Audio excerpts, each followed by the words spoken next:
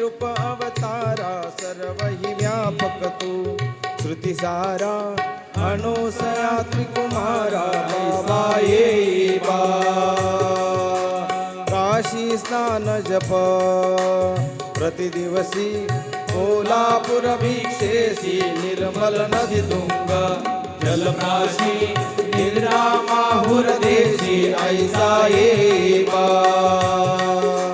जोडी लोमतसे वाम करी त्रिशूल डमरुधारी भक्तावरद सदा सुखकारी देशील मुक्तिचारी ऐसा ये बा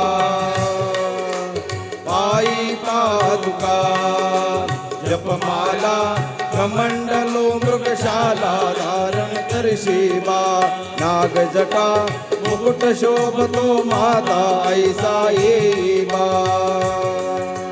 तपर तुझी या जे ध्यानी अक्षय त्यांचे सदनी लक्ष्मी वास करी दिन रजनी रक्षसी संकट वारुणी ऐसा ये बा या परिधान तुझे गुरुराया दृश्य करी नयनाया पूर्णानंद सुखे ही काया लाविसी हरिगुण गाया ऐसा ये बा साई दिगंबरा अक्षय रूप अवतारा सर्व हि व्यापक तू श्रुतिसारा अनुसया त्रिकुमारा बाबा ये बा साई ये बा बाबा ये बा साई ये बा बाबा ये बा साई बाबा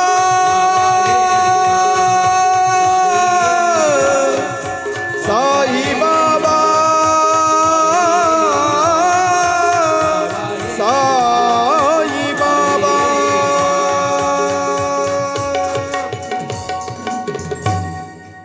सच्चिदानंद सद्गुरु साईनाथ महाराज की जय।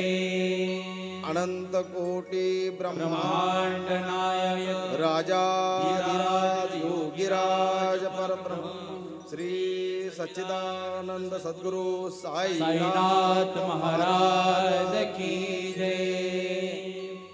अनंत कोटी ब्रह्मांड नायक राजाधिराज योगीराज परब्रह्म श्री सच्चिदानंद सद्गुरु साईनाथ महाराज बाबांच्या चरित्राची मंगलमय अशी कथा गेली 4 दिवसापासून आपण सर्व हिंगणघाटवासी साईनाथांचं दिव्य असं चरित्र श्रवण करीत आहात. साई प्रतिष्ठान हिंगणघाट आयोजित स्वर्गीय कैलासवासी श्री संत लक्ष्मी माताजी यांच्या 27व्या पुण्यतिथीच्या निमित्ताने आणि आपल्या साई मंदिराच्या वर्धापन दिनाचं औचित्य साधून साई भक्त आमचे अतुलजी वांदिले त्याचप्रमाणे आमचे जय योगेश्वर महाराज यांच्या संपर्काने या साई कथेचा सुंदर असा हा योग बाबांचं चरित्र तुम्हाला या निमित्ताने श्रवण करायला मिळत आहे, ऐकायला मिळत आहे. का म्हणून आम्ही बाबांचं चरित्र ऐकायचं गेली 4 दिवसापासून तुम्ही ऐकत आहात. साईनाथांचं चरित्र तुम्ही ज्यावेळेस ऐकता त्यावेळेस अगदी साध्या साध्या कथा आहेत, परंतु त्याच्यातील बोध मात्र फार मोठा आहे. संतांच्या जीवनपटाकडे ज्यावेळेस आपण पाहतो ना त्यावेळेस केवळ कथा म्हणून स्टोरी म्हणून निवळ बघू नये. त्याच्या पाठीमागचा मतितार्थ काय आहे, त्याच्या पाठीमागचा उद्देश काय आहे, संतांनी का अशी कृती केली, कशासाठी केली, मानवाच्या समग्र कल्याणासाठीच संतांच्या प्रत्येक लीला असतात महाराज. त्याने मानवाचं कल्याणच असतं. जगाच्या कल्याणा संतांच्या विभूती देह कष्टविती परोपकारी.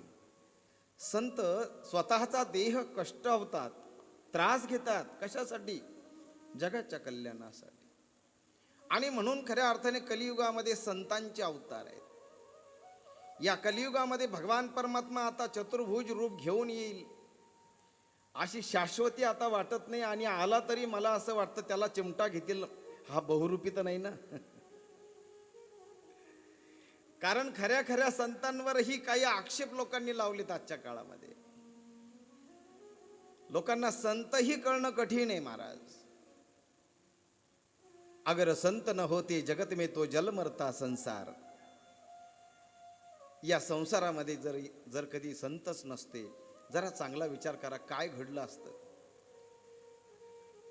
अरे संत आणि ग्रंथ तर खरं तर या जगाचं खरं चालन करतायत, लालन करतायत. ग्रंथच खऱ्या अर्थाने आम्हाला मार्गदर्शक ठरतायत. नाहीतर आम्ही तर सैराट जगलो असतो, सैराट. आमच्या मानवी जीवनामध्ये काही आचारसंहिता संतांनी सांगितल्यात. आपलं जीवन सैरभैर होऊ नये. हमारा बर्ताव अच्छा हो, हमारा व्यवहार अच्छा हो. इसीलिए संतों ने हमारे लिए कुछ उपदेश लिखा है. म्हणून तर साईनाथांचं चरित्र लिखाणाच्या वेळेस हेमाडपंत ज्यावेळेस बाबांना म्हणतात मला तुमचं चरित्र लिहायचंय, बाबांनी सांगितलं अरे बाबा या फकीराचं काय चरित्र आहे. त्यावेळेस हेमाडपंत म्हणतात की नाही, तुमच्या चरित्राने येणारे जे भक्त असतील, मग कोणी दत्त भक्त असेल, कोणी राम भक्त असेल, कोणी कृष्ण भक्त असेल, कोणी देवी जगदंबेचा भक्त असेल, कोणी नाथांचा भक्त असेल, नवनाथांचा भक्त असेल, मग त्या भक्तांना वाट सापडावी ना. बाबा तुमचं जीवन हे मार्गदर्शक ठरावं. येणाऱ्या पिढीला पुढे काळ बदलत जाणार आहे आणि या बदलत्या काळामध्ये, धावत्या जगामध्ये, धावत्या युगामध्ये माणसं नुसती सैरावैरा पळणारच आहेत. आणि आजही पाहतो आपण ज्यांना अध्यात्माची कास नाहीये किंवा अध्यात्म ज्यांच्या जीवनात नाहीये, अशी माणसं सारखी धावत असतात बघा, सारखी पळत असतात. हा संसार आहे महाराज. दिवस उगवतो, दुपार होते, संध्याकाळ होते, मावळतो, रात्र होते. अरे दररोज जर चांगला विचार केला तर आपण दररोज जन्म आणि मरण पाहत असतो, रोज नित्याने. सकाळी सूर्योदयाचं उगवणं हे जन्म नाही तर काय आहे. त्याचं कोवळं कोवळं ऊन ते बालपण नाही तर काय आहे. प्रखर पडणारं ऊन हे ओजस्वी तेजस्वी किंवा प्रखर पडणारं दुपारचं माध्यान्हाचं ऊन, त्याच्यातली प्रखरता हे तारुण्याची प्रखरता नाही मग दुसरं काय आहे. संध्याकाळच्या 4 नंतरची जी काही सूर्याची जी काही प्रकाशाची किंवा त्याच्या तेजाची जी स्थिती होते ती वार्धक्याची स्थिती नाही तर मग दुसरं काय आहे. आणि हळूहळू तो सूर्य मावळायला लागतो. वार्धक्य ही त्याच पद्धतीने मानवाला येत राहतं आणि शेवटी तो अस्ताला जातो. याचाच अर्थ मृत्यू आहे. विचार जर केला तर जन्म आणि मृत्यू मनुष्य रोज पाहू शकतो. दररोज त्याला प्रचिती त्याची येऊ शकते. आणि जी माणसं दररोज आपला उगवणारा दिवस हा शेवटचा दिवस समजून जर कधी आपण जीवन आपलं जगलो ना, तर मला म्हणजे साधा विचार करा, आपल्या जीवनात येणारा जो दररोजचा जो दिवस आहे, हा दिवस आपण शेवटचा दिवस समजून ज्यावेळेस आपण जगू ना, मला खरं सांगायचं तर त्या माणसाकडनं पाप होणारच नाही. दादा महाराज तो मनुष्य पापच करू शकत नाही. अरे आजचा दिवस माझा शेवटचा दिवस आहे आणि शेवट तो भला माझा बहु गोड झाला. शेवटचा दिवस माणसाने आनंदाने घालवावा. चांगला विचार करा, रडत रडत जावं का हसत हसत जावं. तुम्हाला नाही कळालं, जावं म्हणजे मी कायमचं जावं म्हणतोय. या जगातून आपण जावं, पण कसं जावं, हसत हसत जावं. या जगामध्ये आपण आलो, रडत रडत आलो, पण जाताना मात्र अशी करणी करू, अशी कर्म करू, असा व्यवहार करू की आपल्या व्यवहाराचं कौतुक आपल्यालाच वाटलं पाहिजे. तुकोबराय बोलतात, कौतुक वाटे झालिया वेचाचे, नाम मंगळाचे तेने गुणे. आणि तुकोबराय आनंदाने या जगाचा निरोप घेतात. मला संत बघा ना तुम्ही कसे, संत म्हणतात आम्ही मेलोच नाही व मरण माझे मरून गेले, मजला केले अमर.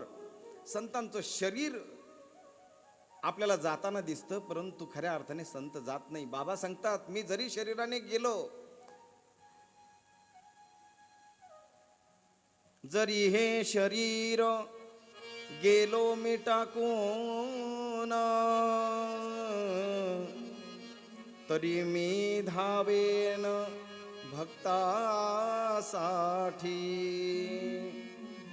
नवसास माझी पावेल समाधी,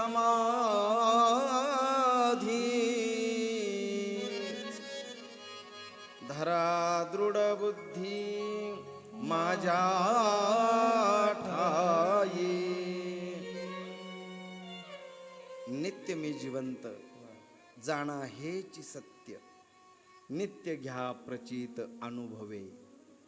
साईनाथांची वचन आहेत. बाबांनी सांगितलं जरी हे शरीर मी टाकून गेलो तरी सुद्धा मी धावेन भक्तासाठी. आणि बाबा गेल्यानंतर सुद्धा अनेक भक्तांना त्याची प्रचिती आलेली आहे. अशा कथा हेमाडपंतांनी साई चरित्रामध्ये सुंदर गुंफलेल्या आहेत.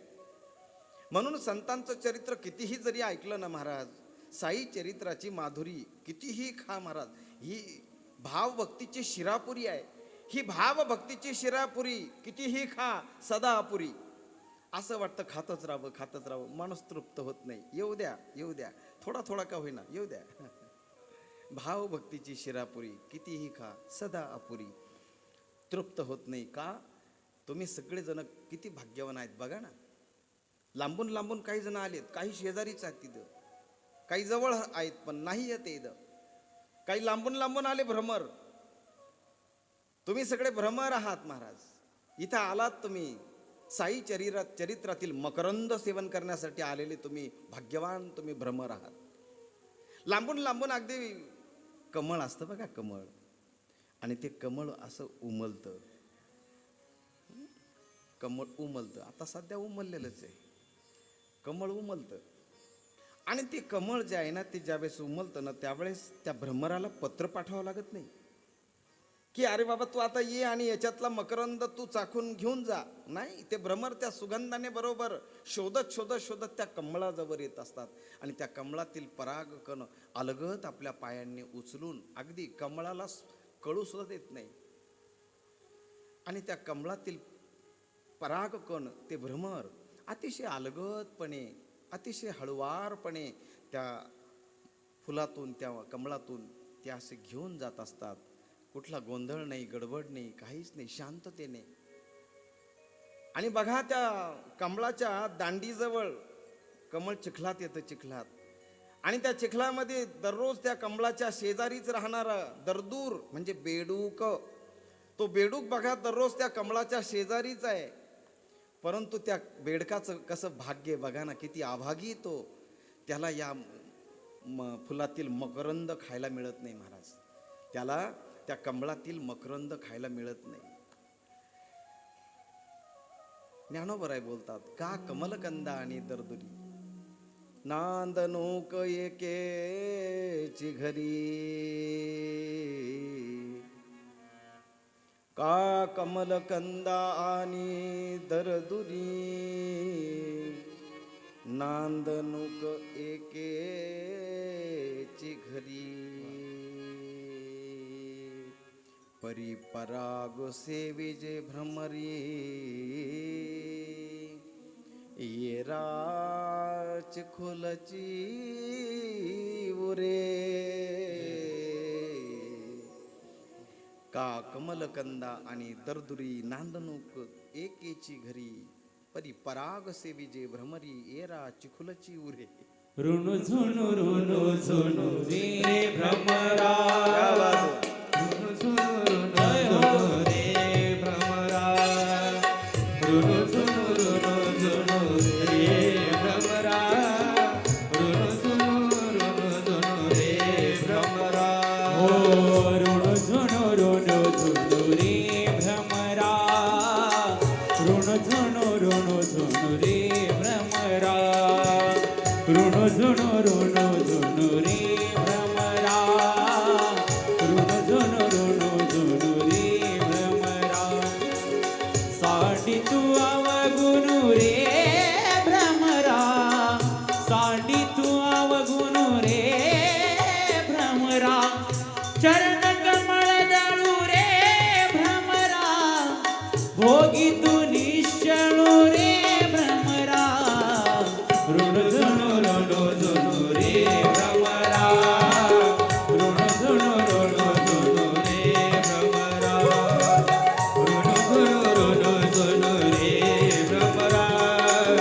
साडी तू अवगुण रे भ्रमरा, रे भ्रमरा सुमन सुगंधू रे भ्रमरा सुवन सुगंधू रे भ्रमरा सुगंधू रे भ्रमरा परिमळू विद्वधू रे भ्रमरा परिमळू विद्वधू रे भ्रमरा हो सौभाग्य सुंदरू रे भ्रमरा सौभाग्य सुंदरू रे भ्रमरा हो बापर खुमा देवी वरू रे भ्रमरा रुनो जुनो रुनो जुनो रे भ्रमरा भ्रमरा रुनो जुनो रे भ्रमरा रुनो जुनो रे भ्रमरा रुनो जुनो रे भ्रमरा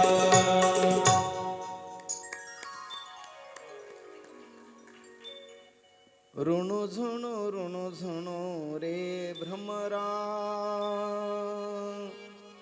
सांडी तू अवगुणू रे भ्रमरा चरण कमळ दळू रे भ्रमरा ऋणु झुणू रे भ्रमरा सांडी तू अवगुणो रे भ्रमरा. भ्रमरा बरोबर केलेला संवाद आहे. संत भोंग्याशी बोलतात, संत झाडाशी बोलतात, संत दगडाशी सुद्धा बोलतात, संत स्वतःशीही बोलतात. बाबा स्वतःशी बोलायचे, आकाशाकडे एकटक पाहायचे आणि बाबा कधी कधी स्वतःच बडबड करायचे. एखादा भक्त यायचा, दर्शन करायचं आणि निघून जायचा.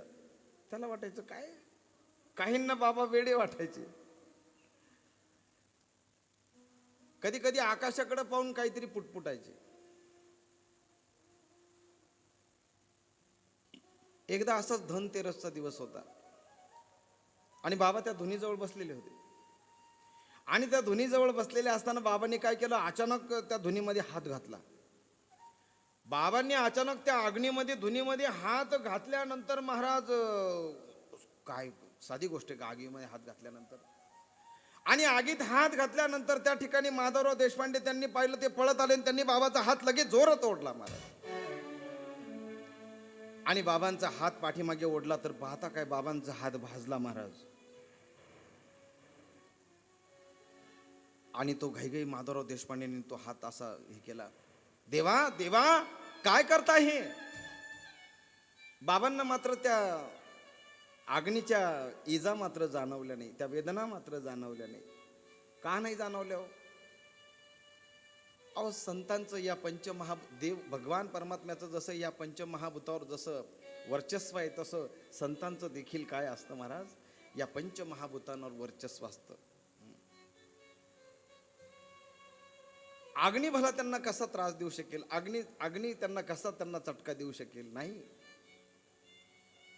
मात्र शरीराला त्या जखमा दिसायला लागल्या.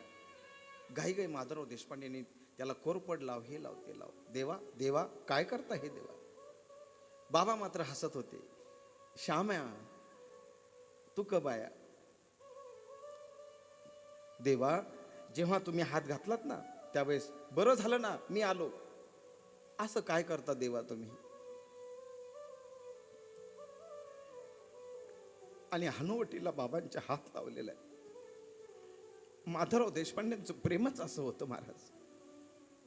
ते स्वतः सांगायचे का, कधी असं मला वाटतं का मी सुदामा आहे का ते कृष्ण आहेत, मी सुदामा आहेत, आमची सुदाम्याची कृष्णाची मैत्री आहे. हनुवटीला हात लावला. देवा का म्हणून धुनीमध्ये हात घातला.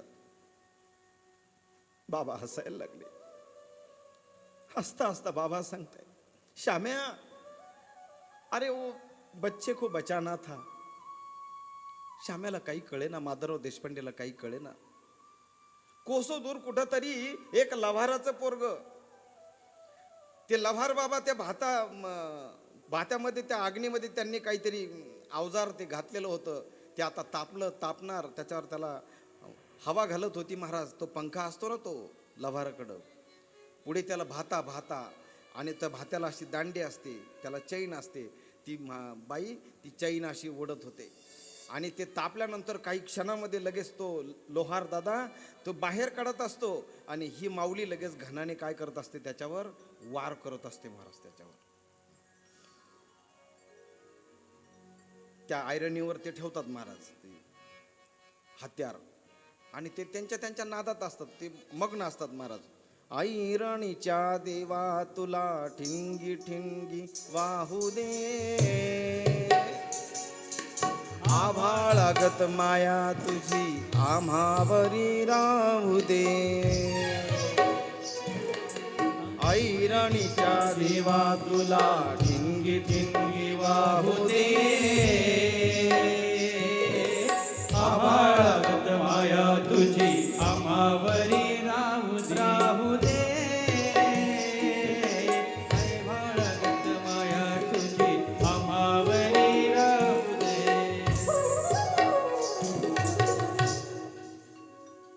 ते त्यांच्या त्यांच्या मस्तीत काम करत असतात महाराज. हा, मुखामध्ये त्यांचं भगवंताचं नाम असतं. कामामध्ये काम काही म्हणा राम राम, जाईल भवश्रम सुख होईल दुःखाचे. अरे काम करता करता राम राम म्हणत जावं, आहे की नाही. आणि ते लोहार दादा तो त्याच्या कामामध्ये मग्न होता. त्याच्यात मुखातही भजन होतं, त्या माऊलीच्या मुखातही भजन होतं, आणि त्या माऊलीच्या पाठीवर झोळीमध्ये लहान लेकरू बांधलेलं होतं. ती तिच्या कामाच्या नादामध्ये वाकलीन वागता वागता महाराज ते पोरग जसं झोळीतून सटकलं तसं त्या अग्नीमध्ये पडणार. तेवढ्या गडबडीमध्ये महाराज अचानक कोसो दूर असलेले माझे द्वारकामाईमध्ये बसलेले माझे साईनाथ महाराज, माझे बाबा, माझ्या बाबांनी कोसो दूर असताना सुद्धा या अग्नीत, तिथल्या अग्नीत हात घातला, आणि कोसो दूर असणारं ते मूल, अग्नीत पडणारं मूल बाबांनी मागं खेचलं. स्वतःच्या हाताला इजा करून घेतली, पण बाबांनी मात्र ते मूल वाचवलं महाराज. कसं कळालं हे माधवराव देशपांडेंना? त्याच्यानंतर 3-4 दिवसांनी ते लव्हाराचं जोडपं त्या बाळाला घेऊन शिर्डीला आलं. रविवारचा दिवस होता. माधवराव देशपांडेंना शाळेला सुट्टी होती. सकाळपासून आज बाबांच्या जवळ होते, कारण बाबा जर कधी गेले कुठं निमगावला तर उशीर होईल, भेट होणार नाही, आणि कधी कधी लवकर निघून गेले तर मग मला खूप वाट पाहावी लागते, आणि त्यांचा थोडा सुद्धा दुरावा आता मला सहन होत नाही. माधवराव देशपांडे मनातल्या मनात बोलतायत. रविवारचा दिवस होता. द्वारकामाईमध्ये साईबाबा बसलेले आहेत. माधवराव देशपांडे त्या ठिकाणी बसलेले आहेत बाबांच्या समवेत, आणि तेवढ्या गडबडीमध्ये तो लोहार दादा, त्याची पत्नी आणि ते लहान मूल त्या ठिकाणी आलेलं आहे. आणि ते आल्यानंतर त्यांनी साष्टांग प्रणिपात केला बाबांना, आणि ती लोहाराची जी पत्नी होती ना, ती माऊली साईनाथांच्या चरणावर डोकं ठेवून मोठमोठ्याने रडू लागली. बाबा, माझ्या मुलाला वाचवलंस. त्या लहान मुलाला बाबांच्या चरणावर ठेवलेलं आहे. आणि मग माधवराव देशपांडेंना कळालं. माधवराव देशपांडे विचारायला लागले त्या माऊलीला, तुझं बोलणं नेमकं कळत नाहीये. ती बोलायला लागली, 2-4 दिवसापूर्वी माझं मूल अग्नीत पडणार, परंतु अचानक कसं काय ते बाजूला ओढल्या गेलं. कुणीतरी ओढल्याचा मला भास झाला, परंतु रात्री ज्यावेळेस मला स्वप्न पडलं, आणि त्या स्वप्नामध्ये सगळं काही मला दिसलं. जे दिसलं ना ते मात्र विलक्षण होतं. माझ्या मुलाला दुसऱ्या तिसऱ्याने कोणी ओढलं नाही, तर माझ्या या अवलिया फकीराने, माझ्या या द्वारकामाईतील कृष्णाने, माझ्या साईनाथांनी त्या बाळाला ओढलं, माझ्या बाळाला बाजूला ओढलं, त्या अग्नीतून वाचवलं. आणि म्हणून मी ताबडतोब बाबांच्या दर्शनाला आली. मला स्वप्नामध्ये फक्त डोक्याला फडका बांधलेला आहे, खाली धोतरासारखा पायघोळ आहे, लुंगी आहे का धोतर आहे कळत नाही, कफनी आहे अंगामध्ये, हातात चिमटा आहे, आणि ते चेहरा मी पाहिला. आणि त्याच्यानंतर 2 दिवसांनी मला ही तस्वीर एका दुकानात दिसली. मी विचारलं, हे कोण आहेत? शिर्डीचे साई बाबा. आणि लागलीच दर्शनाला आले. आज मी धन्य झाले बाबा, तुम्ही माझ्या मुलाला वाचवलं. लोहार दादा आणि त्याची पत्नी बाबांच्या समोर रडत होती. कोसो दूर असणारं लोहाराचं पोर पण बाबांनी द्वारकामाईत बसल्या बसल्या वाचवलं. बाबांनी सांगितलेलं आहे, तुम्ही 7 समुद्र पार असा, तुम्ही चिंता करू नका. तुम्ही 7 समुद्र पार जरी असाल ना, तरी सुद्धा माझं तुमच्यावर लक्ष आहे. कारण जो कोणी एकदा माझा झाला ना त्याला मी वाया जाऊ देत नाही. माझा जो जाहला काया वाचा मनी तयाचा मिरुणी सर्व काळ. साईनाथाने सांगितलं जो कोणी माझा झाला कायेने वाचेने मनाने. कायेने वाचेने होणं सोपं असतं पण मनाने होणं मोठं कठीण असतं. मी कालही बोलून गेलो. कायेने म्हणजे शरीराने आपण सेवा करतोय सेवा पण मन मात्र कुठंतरी भटकतंय. वाचने आम्ही भगवंताचं नामस्मरण करतोय पण मन मात्र अस्थिर आहे. मन चंचल मन स्थिर नाहीये, कुठंतरी भटकतंय. हे मनाला स्थिर करणं मोठं कठीण आहे महाराज. हे मन संतांच्या चरणाजवळ लागण्यासाठी फार त्याला प्रयत्न करावे लागतात. संतांनाच विनवणी करावी लागते का देवा तुमच्या चरणाजवळ माझं मन लागो, गुरुदेवा तुमच्या पायाशी माझं मन लागो, तुमचं भजन माझ्या नित्य मुखामध्ये असावं. म्हणून प्रार्थना करावी लागते, आळवणी करावी लागते महाराज. कारण ह्या मनाला पकडणं मोठं कठीण आहे महाराज. वाऱ्याला पकडता येईल एक वेळेस, आकाशाला पकडता येईल, परंतु मनाला मात्र पकडता येणं शक्य नाही महाराज. चंचल ही मन कृष्णा प्रमाती बलवत दृढम. भगवान परमात्म्याकडे तक्रार करतात अर्जुन गीतेमध्ये की अतिशय चंचल असणारं हे मन आहे. माधवराव देशपांडे सुद्धा साईनाथांना म्हणतात बाबा या मनाला तुमच्या नामाची गोडी लागण्यासाठी ऐका नाही कधी लागेल कधी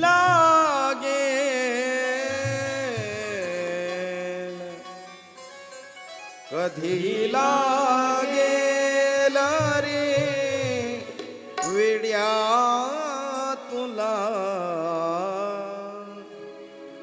गोडी अभंगाची. कधी लागेल रे वेड्या तुला गोडी अभंगाची. कधी लागेल रे वेड्या तुला रे गोडी अभंगाची. बघून सावळी मुरली आता त्या साईनाथाची. मनोभावे भजन तू कर प्रभूच्या लाग चरणाला, प्रभूच्या लाग चरणाला, प्रभूच्या लाग चरणाला.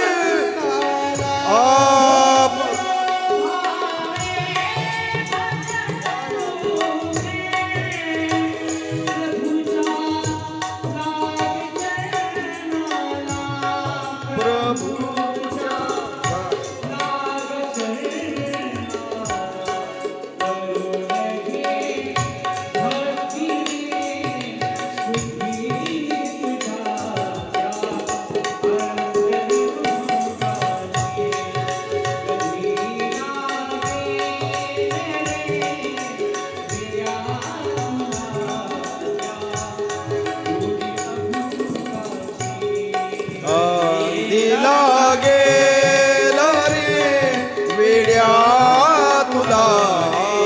साईनाथ महाराज की जय. साईनाथांचं दिव्य चरित्र तुम्ही श्रवण करीत आहात. गोविंद रघुनाथ दाभोळकर उर्फ हेमाडपंत जे साईनाथांनी नाव दिलं तेच नाव शेवटपर्यंत हेमाडपंतांनी स्वीकारलं. प्रत्येक अध्यायाच्या शेवटी कुठंही त्यांनी त्यांच्या नावाचा इंडिव्हिज्युअल वैयक्तिक कुठेही उल्लेख केलेला नाही, कुठेच नाही. हेमाडपंत जे बाबांनी नाव दिलं ना ते हेमाडपंत. हेमाडपंत या साई चरित्रातील प्रत्येक अध्यायाची फलश्रुती लिहितात. काय या अध्यायानं श्रवण केल्याने त्याचं फलित काय? 1 ते 10 अध्यायाची फलश्रुती तुम्ही ऐकली आहे. ज्यांनी ऐकली नसेल त्यांनी आमच्या चॅनलवर बघा, त्यांना ती सापडेल. 1 ते 10 साई चरित्रातील 1 ते 10 अध्यायाची फलश्रुती काय, असा स्पष्ट उल्लेख असणारा तो एपिसोड आहे, तो बघा तुम्ही. त्याच्यामध्ये 1 पासून 10 क्रमांकापर्यंतच्या अध्यायाची फलश्रुती दिलेली आहे. आता आपण पुढे 11 ते 20 पर्यंतची फलश्रुती ऐकू. 11वा अध्याय जो कोणी आहे ना, जो कोणी हा अध्याय वाचेल, ज्याला स्वप्नामध्ये पाणी येत असेल महाराज, स्वप्नात बघा तुम्ही, काहींना स्वप्नामध्ये पाणी येतो, इतकं पाणी कधी पाणीच पाणी दिसतं. काहींच्या स्वप्नामध्ये अग्नी येतो महाराज, काहींच्या स्वप्नात अग्नी येतो. ज्यांना कुणाला स्वप्नामध्ये असं काही प्रकार होत असेल त्याने साई चरित्राचा हा 11व्या क्रमांकाचा अध्याय नित्याने पठन करावा, जोपर्यंत हा दोष जात नाही तोपर्यंत. त्याने काय होईल, त्याने अग्नी आणि पाण्याचं भय राहणार नाही, असं या 11व्या अध्यायाचं फलित आहे. साई चरित्राचा हा 11वा अध्याय जो कोणी वाचेल त्याला हे अग्नी आणि पाण्याचं भय राहणार नाही. आता साई चरित्राचा 12वा अध्याय जो आहे ना, या 12व्या अध्यायाची फलश्रुती हेमाडपंत सांगतात. गुरु देव संत एक रूपच आहेत याची अनुभूती यायला सुरुवात होईल. गुरु वेगळे आहेत, देव वेगळा आहे, संत अजून काही वेगळे आहे नाही. भगवंत, गुरु आणि संत एकच आहेत महाराज, एकच तत्व आहे, यांच्यामध्ये भेद नाही राहणार महाराज. कधी ज्यावेळेस तुम्ही साई चरित्रातील 12वा अध्याय तुम्ही मनपूर्वक ज्यावेळेस वाचा, जोपर्यंत तुमची श्रद्धा दृढ होत नाही ना, याचा अर्थ असा आहे की श्रद्धा दृढ होण्यासाठी, भगवंताच्या प्रती श्रद्धा दृढ होण्यासाठी 12वा अध्याय आपल्या मुलांना, ज्याला देवच मान्य नाही, ज्याला असं वाटतं देवच नाही जगामध्ये, मुलं देवदेवच, बाबा याला देवाचा फार कंटाळा आहे. काही लोक येतात आमच्याकडे, बाबा काहीतरी उपाय सांगा. अरे बाबा, उपाय संतांनी सांगितलेत. साई चरित्राचा 12वा अध्याय मुलाला वाचायला सांगा, त्याला गुरु देव संत यांच्याबद्दल आत्मीयता तयार होईल, श्रद्धा तयार होईल आणि तीनही एकच रूप आहेत अशी अनुभूती त्याला येईल. चला पुढे, साई चरित्राचा 13वा अध्याय. साई चरित्राचा 13वा अध्याय हा काय करतो, ज्याला कोणाला असा खूप दिवसाचा जुना आजार असेल काही, त्याने हा साई चरित्राचा 13वा अध्याय नित्याने वाचावा. प्रदीर्घ आजार जरी असला तरी त्या आजारातून साईबाबा तुमची सोडवणूक करतील. या 14व्या अध्यायाची ही 13व्या अध्यायाची ही फलश्रुती आहे. 14व्या अध्यायाची फलश्रुती सांगितली हेमाडपंतांनी. इष्ट मनोरथ पूर्ण होतील आणि उत्तम संतती प्राप्त होईल. ज्या कोणी गर्भवती माता मावल्या असतील, ज्या कोणी गर्भवती मुली असतील, त्यांनी साई चरित्राचा 14वा अध्याय नित्याने वाचावा. त्याचा परिणाम त्या गर्भावर होईल आणि चांगली संतती, उत्तम संतती जन्माला येईल. हा 14वा अध्यायाचे हे फलित आहे. आपल्या मनातील इष्ट जे काही मनोरथ असतील, जगाच्या कल्याणाचे, कुणाला त्रास होणार नाही असे मनोरथ जर असतील तर ते मनोरथ पूर्ण होतील. साई चरित्राचा 14वा अध्यायाचं हे फलित आहे. साई चरित्राचा 15वा अध्याय आपल्या नोकरीतील अडचणी दूर करतो. आपल्या नोकरीमध्ये काही वारंवार अडचणी येत असतील तर त्या अडचणी दूर होतील महाराज. कशाने? साई चरित्रातील हा 15वा अध्यायाचं तुम्ही नित्याने घरी वाचन करा. साई चरित्राचा 16 आणि 17 क्रमांकाचा जो अध्याय आहे, हा अध्याय मुळातच याच्यामध्ये खूप गोड अशा कथा आलेल्या आहेत. 16वा आणि 17वा हा अध्याय जो कोणी नित्याने वाचेल त्याची परमार्थामध्ये प्रगती होईल. त्याची परमार्थामध्ये काय होईल? प्रगती होईल. 18 आणि 19वा जो अध्याय आहे हा आत्मचिंतन घडवायला कारणीभूत ठरेल. आपल्या स्वभावामध्ये दोष असतात महाराज, अनुवंशिक असतात. काही जन्माला येतो तेव्हाच आपण ते घेऊन येत असतो. या स्वभावातील दोष, आपण म्हणतो ना, मूळ स्वभाव जाईना त्याचा येळकोट राहीना, पण या स्वभावातील दोषसुद्धा जातात. साई चरित्रातील 18 आणि 19वा अध्याय जो कोणी नित्याने वाचतो त्याच्या स्वभावामध्ये सुधारणा होते. बघा, कधी कधी आपला स्वभाव विचित्रच असतो, आपल्यालाही माहीत असतो, परंतु आपण बदलवण्याचा प्रयत्न करतो, परंतु काही करता येत नाही. पण हा उपाय लक्षात घ्या, साई चरित्राचा 18वा आणि 19वा अध्याय हा स्वभावातील दोष घालवतो महाराज आपल्या, आणि आपला स्वभाव सुस्वभाव करतो. आपलं आत्मचिंतन आपल्याला तो करायला भाग पाडतो. आत्मचिंतन घडतं या 18व्या आणि 19व्या अध्यायाचं नित्याने जो कोणी पारायण करतो त्याला. आणि 20वा जो अध्याय आहे, हा 20वा अध्यायाचं फलित असं आहे की या 20व्या अध्यायाच्या वाचनाने, श्रवणाने मनातील संशय, मनातील संदेह, मनातील संदेहाच्या गाठी फुटून जातात, संशय दूर होतो. हे या 20व्या अध्यायाचं फलित आहे. एकदा संशय गेला रे गेला, जीवनात संशय नसावा, जीवनात संदेह नसावा. एकदा संदेह गेला रे गेला की त्याला तर त्रिकाल संध्या करण्याची सुद्धा गरज नाही. झाली संध्या, संदेह माझा गेला, आत्माराम हृदय प्रगटला. नाथबाबांचं प्रमाणे महाराज नाथबाबा सांगतात संध्या प्रकरणामध्ये की एकदा बोध नावाचा पुत्र जन्माला आला, आणि मग केव्हा जन्माला येतो? अरे ममता नावाची म्हातारी जोपर्यंत मरत नाही तोपर्यंत बोध नावाचा पुत्र जन्माला येतच नाही. आता ममता ममता तुमच्या डोक्यात जी ममता आहे ती काढून टाका, मी त्या ममताबद्दल बोलत नाहीये. ही ममता कोणती आहे? आपल्या वाङ्मयातली ममता आहे.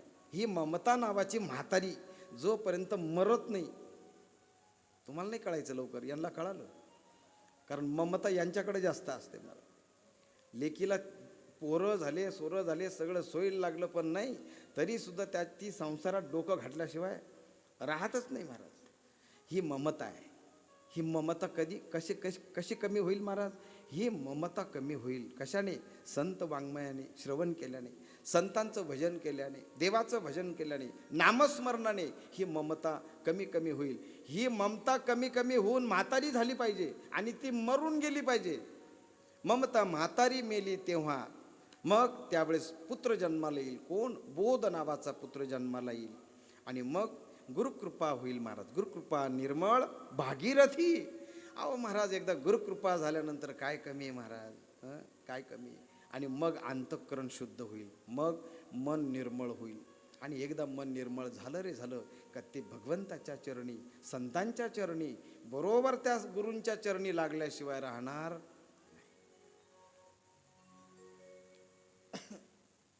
मन लागो रे लागो रे लागो माझे गुरु भजनी, मन लागो रे माझे साई भजनी. महाराज आम्ही भजन गात असतो महाराज. का? गुरु चरणी ठेविता भाव, गुरु चरणी ठेविता भाव,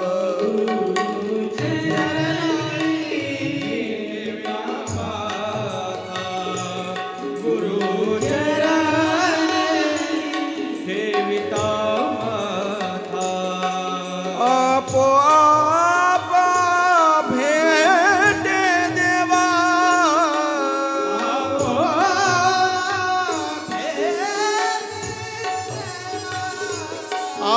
आपोआप भेटे देवा,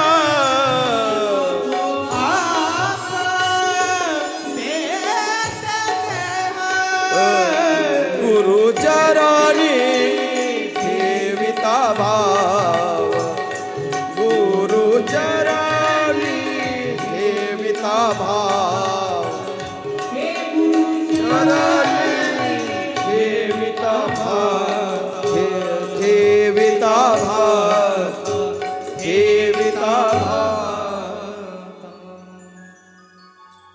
गुरुचरणी ठेविता भाव.